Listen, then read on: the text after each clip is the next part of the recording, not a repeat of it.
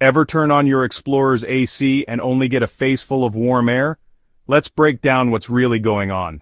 The AC compressor clutch is a small part with a big job. It connects the engine to the air conditioner. When you turn on the AC, the clutch should click and start spinning, pumping cold air into your car. But if it doesn't engage, you get nothing but heat. So what causes this? First, check your AC fuse and relay. If either one is blown, the clutch won't get power. Next, look at your refrigerant level. If it's too low, a safety switch stops the clutch from working to protect your engine. Still not working? The clutch itself could be worn out.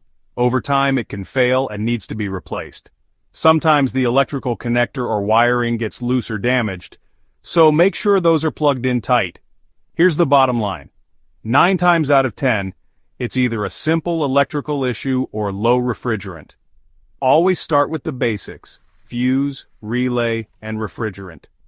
If you're still stuck, it might be time to see a pro. Now you know why your Ford Explorer's AC compressor clutch isn't engaging, and what you can do about it. Stay cool out there.